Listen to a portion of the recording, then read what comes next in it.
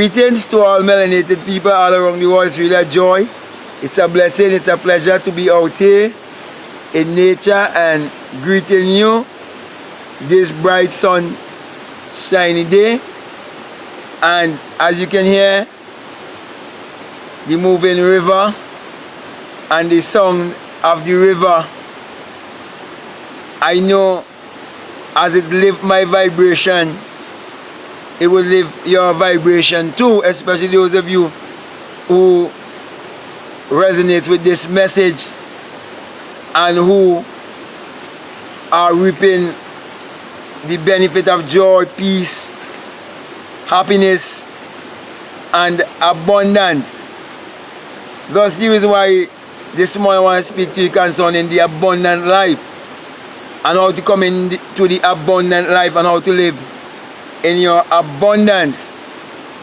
Now, as black people, one thing that we have to learn to accept is that the fact that the Bible was misinterpreted to us, that we were made to believe that the Bible must be interpreted literally, that the Bible is secular history. And many of us were brainwashed from children to believe in a God outside of ourselves, believe in a power outside of ourselves. But the creative power is in us. And if we would learn to accept the truth and walk with it and align ourselves with nature, then we would live the abundant life. And so, my brother and my sisters, one of the very first thing that you have to believe with all your heart is that the Bible addresses the human mind and must be interpreted psychologically, and that all the characters in the Bible are states of mind that you, the individual, will experience in your life until you come to your highest self, your Christ self. And you will understand also the journey of life is the journey from humanity into divinity, whereby you are just a spirit having a human experience. And that your whole mission upon the face of this earth is to discover who you are.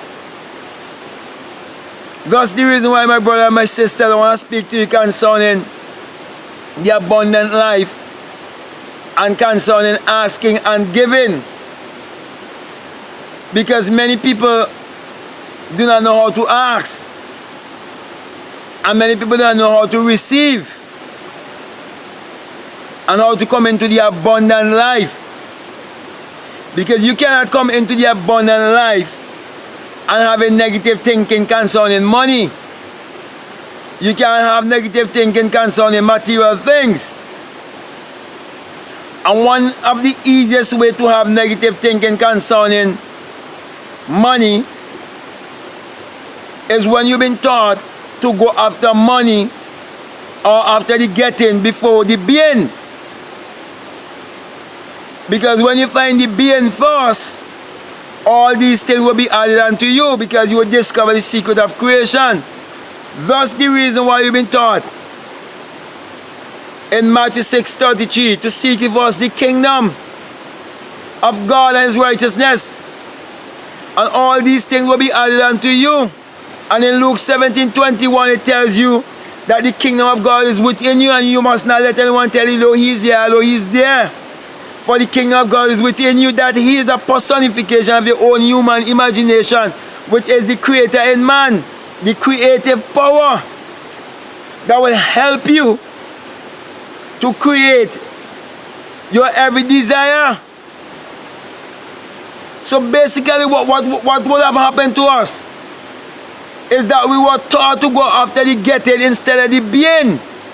And so we leave school being chained with an employee mentality and also a Christianity mentality, whereby we believe in a God outside of ourselves.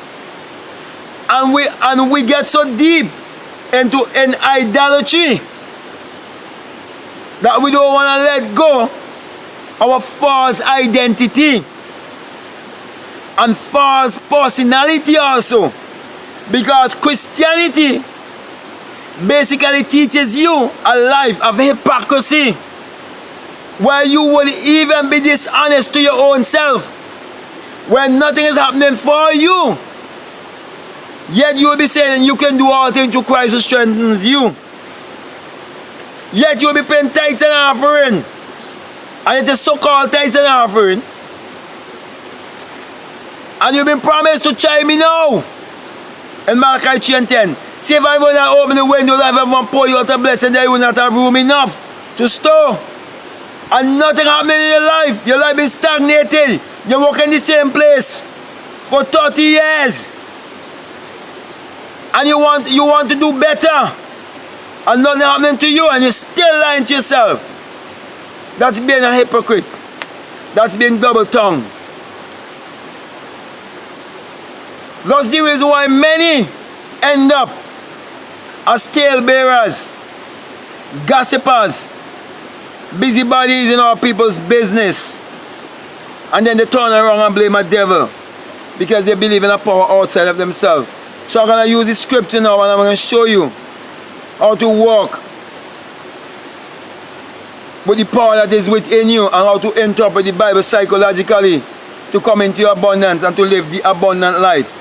Now this is what it says in St. John chapter 16, verses 23, and I'm going to read from 23 to 24 for you. And let me say this, because you never know who religious person might come on my channel and hear me speak and think I'm just picking out or choosing certain scriptures. I could elaborate on every verse in every chapter in the Bible, because it's my biography.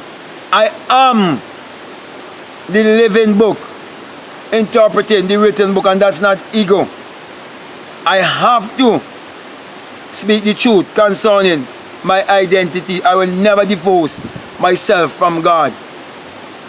And whenever you fulfill St. John chapter 3, you can say you've been a big teacher in Israel. You're teaching people how to be like God, or how to live like God, and how to rule like God, because Israel meant to rule as God.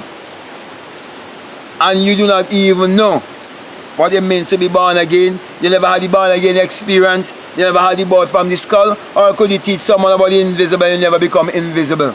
Okay? So that being said, I want to read to you now verses 23 from St. John chapter 16. And in that day ye shall ask me nothing. What day is it speaking about? The day of discovery. The day when you discover your true identity. The day when you discover who you are. That you are the creator, and that you can create your reality consciously. He said, verily, which is truly, I say unto you, whatsoever ye shall ask the Father. Who is the Father? The Father is the invisible man in you, who is your own human imagination.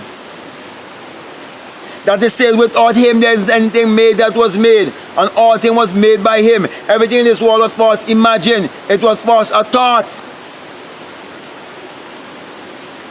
Ye shall, whatsoever ye shall ask the Father in my name. Name is speaking of identity, in the identity of knowing who you are.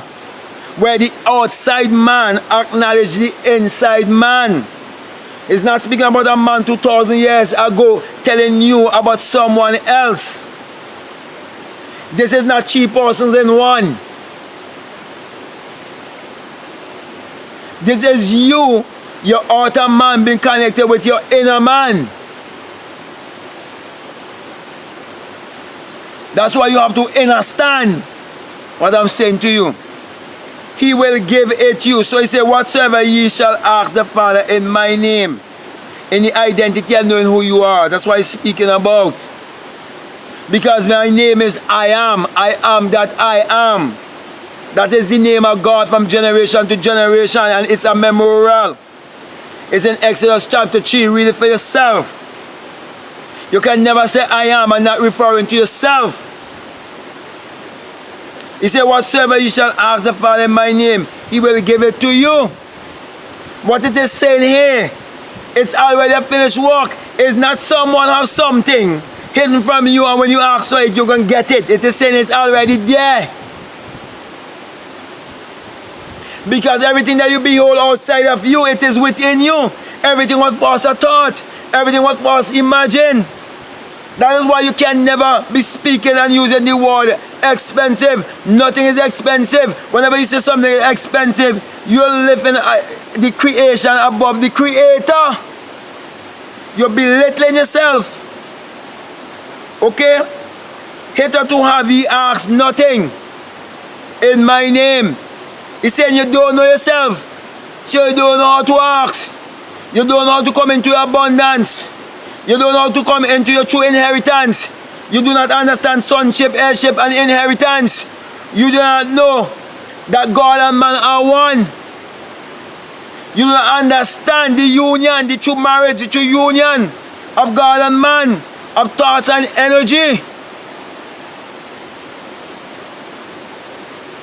Hitherto have ye asked nothing in my name. Ask, and ye shall receive, that your joy may be full, that you may come into a place of happiness. So you have to be definite with the one that is within you, with what you want to manifest upon the face of this earth. Knowing that God is your own human imagination, the creator in man. Knowing that the creative power is in you and that you can create your reality consciously. Knowing that you're rich. So he said, let the poor say that I am rich. Let the weak say that I am strong.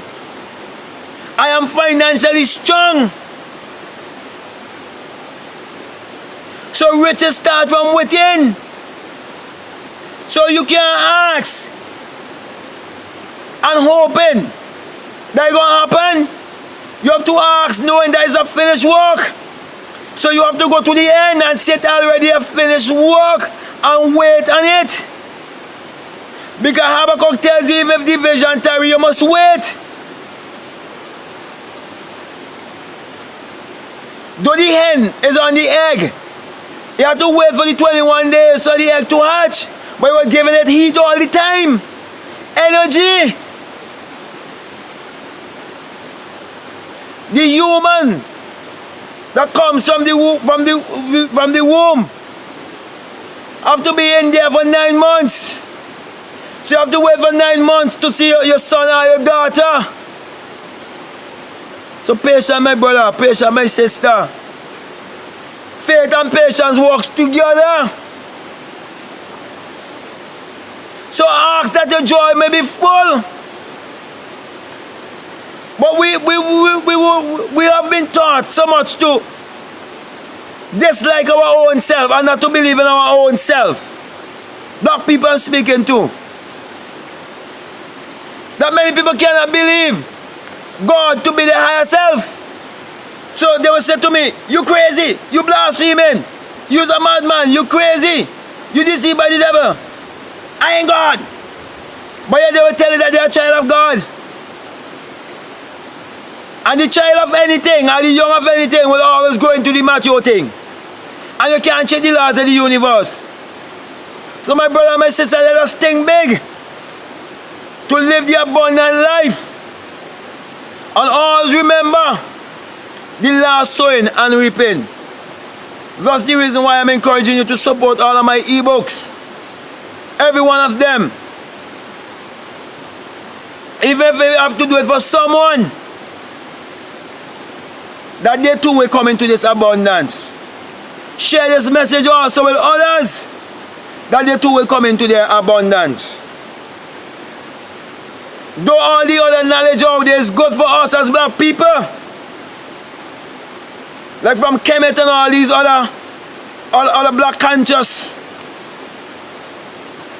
all these other black conscious people who are bringing messages to us, though they are vital to us.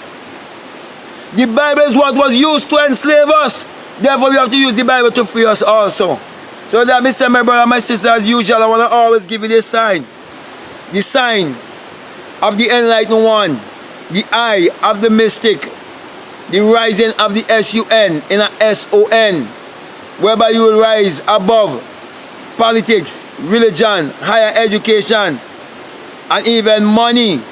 Whereby you wouldn't worship money, money would worship you. You wouldn't follow money, money would follow you, because the Bible says When you seek first the kingdom, you find the kingdom, all these things will be added unto you. And when the sun shines, it brings forth life. It brings forth multiplication and everything. And so when you use your imagination, it brings forth multiplication also. So the sun parallels your own human imagination. So I've been saying, my brother and sister, I want to say, love you. I'm out. Put it to work in your life now.